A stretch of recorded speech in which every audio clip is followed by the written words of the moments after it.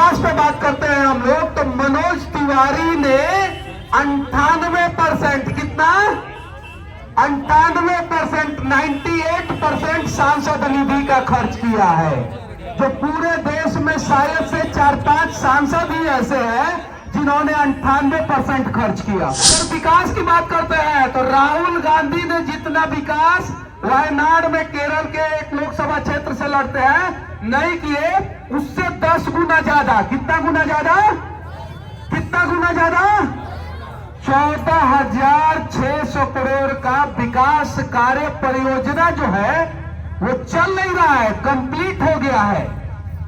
Metro की line हो, नई लाइन हो, या सिग्नेचर ब्रिज हो, या 4 लेन रोड हो, या डबल डेकर हो, ट्रिपल डेकर हो, और भारत का सबसे ऊंचा जो है फ्लाईओवर हो, सबसे लंबा फ्लाईओवर हो, और मनोज तिवारी ने उस क्षेत्र में किया। राहुल गांधी ने जितना काम नहीं किया उससे ज्यादा काम जो है मनोज तिवारी ने किया। राहुल गांधी जब सरकार था मनमोहन सिंह का, उस समय जो है अपने संसदीय क्षेत्र में यूपी में जितना काम नहीं किए थे उससे 10 गुना काम मनोज तिवारी जो है बिना मंत्री रहे हुए यहाँ उत्तर पूर्व दिल्ली के लिए किए हैं। मनोज को मजबूत कीजिएगा तो आप लोग मोदी को मजबूत कीजिएगा।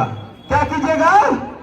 मनोज को मजबूत कीजिएगा तो मोदी को मजबूत कीजिएगा, और मोदी को मजबूत कीजिएगा तो आप लोग मातृभूमि को मजबूत कीजिएगा। तो कौन कौन मातृभूमि को मजबूत करना चाहता है? कौन कौन करना चाहता है? हाथ उठा के बताइए, दोनों हाथ उठा के बताइए कौन कौन करना चाहता है मातृभूमि को मजबूत। मैं बिहार से चुनाव लड़ रहा था, मनोज भैया का फोन आया, मैं संकट के घड़ी में था, जब जेल में था तो मेरे से मिलने गए, बोले कि मनीष तुमको चुनाव नहीं लड़ना है। मैंने बोला क्यों? तो आओ मोदी जी के साथ जो है मातृभूमि को मजबूत करो। और तुम्हारा मुद्दा था मजदूरों के लिए, तुम आवाज उठाते थे, तुम भारतीय जनता पार्टी के साथ मिलकर मजदूरों को और मजबूत करो। हम सभी भारतीय जनता पार्टी के लोग तुम्हारे साथ हैं, और मैं मनोज भैया के साथ आ गया।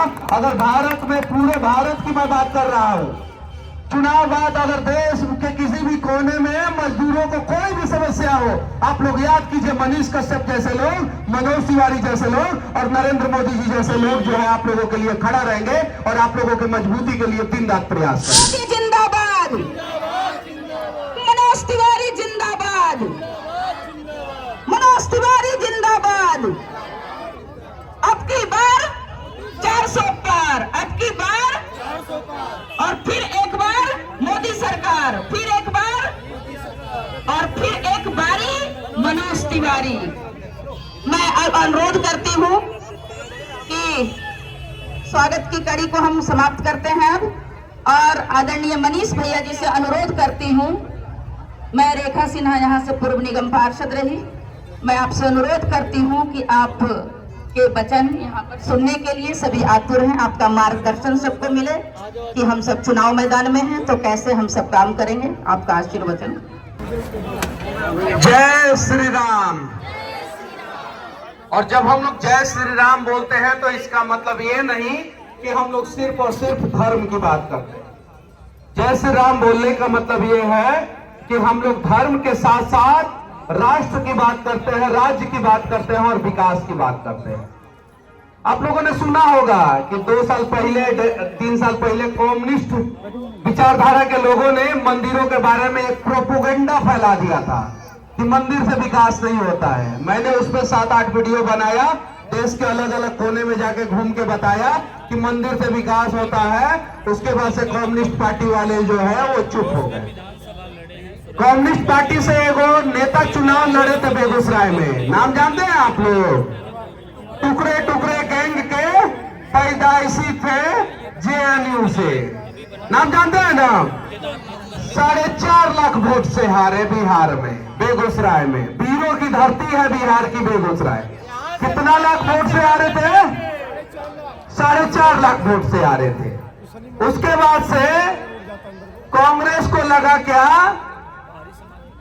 कि पाकिस्तान के समर्थन से और टुकड़े टुकड़े के गैंग के सरदार को टिकट दे देने से दिल्ली में कुछ हालात बदलेगा कांग्रेस का। तो कांग्रेस ने यहीं पे गलती कर दिया, और सबसे बड़ा गलती कांग्रेस ने यही किया है कि अगले 10 साल बाद जो है, जैसे डायनासोर पे रिसर्च होता है ना, जो धरती से विलुप्त हो गया प्रजाति, वैसे ही 10 साल बाद रिसर्च होगा कि कौन सी ऐसी राजनीतिक पार्टी है जो धरती से विलुप्त हो गई, तो पता चलेगा कांग्रेस। काहे कि कांग्रेस का डायनासोर का डीएनए सेम है, दोनों विलुप्त होने वाला डीएनए है। विकास पे बात करते हैं हम लोग, तो मनोज तिवारी ने 98%, कितना 98%, 98% सांसद निधि का खर्च किया है, जो पूरे देश में शायद से 4-5 सांसद ही ऐसे हैं जिन्होंने 98% खर्च किया हो। अगर विकास की बात करते हैं तो राहुल गांधी ने जितना विकास वायनाड में केरल के एक लोकसभा क्षेत्र से लड़ते हैं नहीं किए, उससे 10 गुना ज्यादा, कितना गुना ज्यादा, कितना गुना ज्यादा, 14,600 करोड़ का विकास कार्य परियोजना जो है वो चल नहीं रहा है, कंप्लीट हो गया है। मेट्रो की लाइन हो, नई लाइन हो, या सिग्नेचर ब्रिज हो, या 4 लेन रोड हो, या डबल डेकर हो, ट्रिपल डेकर हो, और भारत का सबसे ऊंचा जो है फ्लाईओवर हो, सबसे लंबा फ्लाईओवर हो, और मनोज तिवारी ने उस क्षेत्र में किया जिस क्षेत्र को शीला दीक्षित की सरकार अछूत समझती थी और यहां पे विकास का कार्य करने के लिए का प्रयास भी नहीं करती थी। उस क्षेत्र में मनोज तिवारी ने ये काम किया। ये सारा काम जो है डेटा के साथ है। अब कंपेयर कीजिए कि एक भारतीय जनता पार्टी का साधारण सा सांसद और एक कांग्रेस का अध्यक्ष राहुल गांधी ने जितना काम नहीं किया उससे ज्यादा काम जो है मनोज तिवारी ने किया। राहुल गांधी जब सरकार था मनमोहन सिंह का, उस समय जो है अपने संसदीय क्षेत्र में यूपी में जितना काम नहीं किए थे उससे 10 गुना काम मनोज तिवारी जो है बिना मंत्री रहे हुए यहां उत्तर पूर्व दिल्ली के लिए किए हैं। अभी मनोज को मजबूत कीजिएगा तो आप लोग मोदी को मजबूत कीजिएगा। क्या कीजिएगा? मनोज को मजबूत कीजिएगा तो मोदी को मजबूत कीजिएगा, और मोदी को मजबूत कीजिएगा तो आप लोग मातृभूमि को मजबूत कीजिएगा। तो कौन कौन मातृभूमि को मजबूत करना चाहता है? कौन कौन करना चाहता है? हाथ उठा के बताइए, दोनों हाथ उठा के बताइए कौन कौन करना चाहता है मातृभूमि को मजबूत।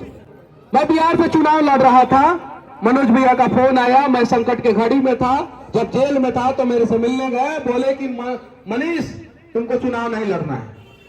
मैंने बोला क्यों? तो आओ मोदी जी के साथ जो है मातृभूमि को मजबूत करो।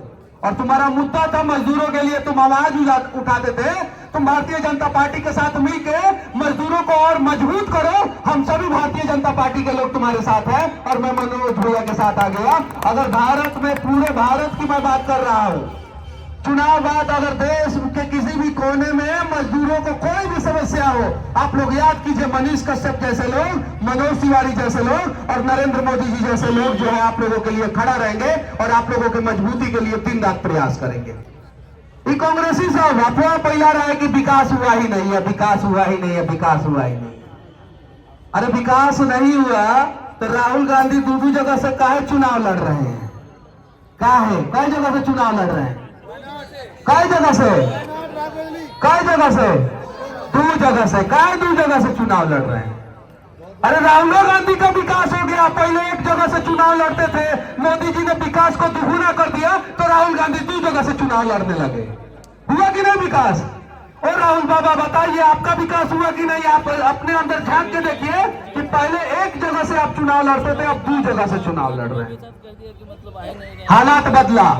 पूरे भारत में सबसे लंबा एक्सप्रेसवे कहां बना? पूरे दुनिया में सबसे लंबा एक्सप्रेसवे कहां बना? भारत में। पूरी दुनिया में सबसे ऊंचा रेलवे ब्रिज कहां बना? भारत में। सबसे बड़ा टनल कहां बना?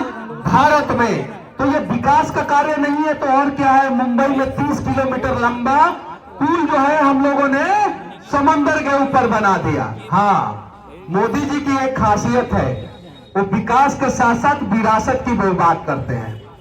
विकास के साथ साथ विरासत की बात करते हैं। और धारा 370 उन्होंने हटाया, जम्मू कश्मीर का पूरा विरासत बचाया और उसके बाद से राम मंदिर बनवाया, पूरे हिंदुओं का स्वाभिमान बचाया। तो ऐसा प्रधानमंत्री तीसरी बार जीतनी चाहिए कि नहीं जीतनी चाहिए? अब चाचा, अगर आप अपनी बेटी को जो है सिर्फ और सिर्फ खाना बनाते हुए देखना चाहते हैं, बहू को खाना बनाते हुए देखना चाहते हैं, तब तो ठीक है कांग्रेस। अगर आप अपनी बेटी को सदन में भेज के देश चलाने का प्रयास करवाना चाहते हैं तो नरेंद्र मोदी जी ने 33% आरक्षण देके हमारी मातृशक्ति को मजबूत किया। किसी ने इसके पहले किया क्या? नहीं किया। आज तक हमारी बहन, हमारी माँ, हमारी बेटी जो है पैदा होती थी तो बाप सोचते थे क्या कि अब इसका शादी कैसे करेंगे और कहीं से पैसा का व्यवस्था करेंगे और किसी भी हाल में शादी करेंगे। नरेंद्र मोदी जी ने उन बापों को सक्षम बना दिया कि अब बेटी पैदा होती है तो बाप सोचता है कि इसको सदन में भेजेंगे और ये पूरा देश चलाएगी। ऐसा प्रधानमंत्री हमारे नरेंद्र मोदी जी हैं। अब हमारी बेटियां सदन में जाएगी और देश चलाएगी।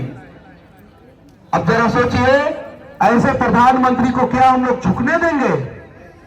जो पुलवामा हुआ, कुछ कांग्रेसी कहते हैं कि सबूत कहां है, पुलवामा में आरडीएक्स कैसे आ गया, ये कैसे आ गया, वो कैसे आ गया।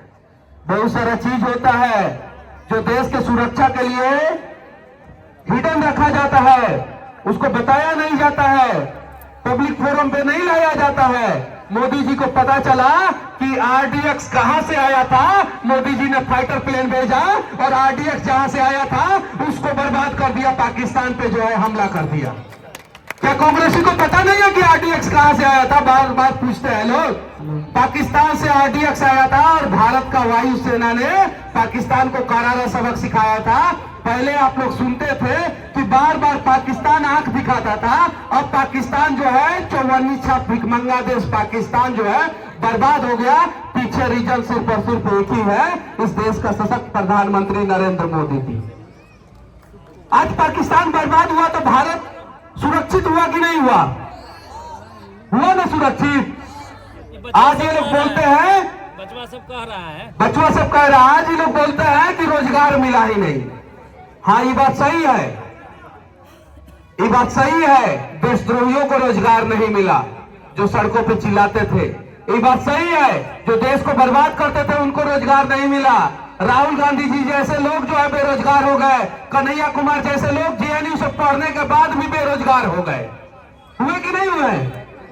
हो गए। ये मोदी जी का देन है। और जो युवा टैलेंटेड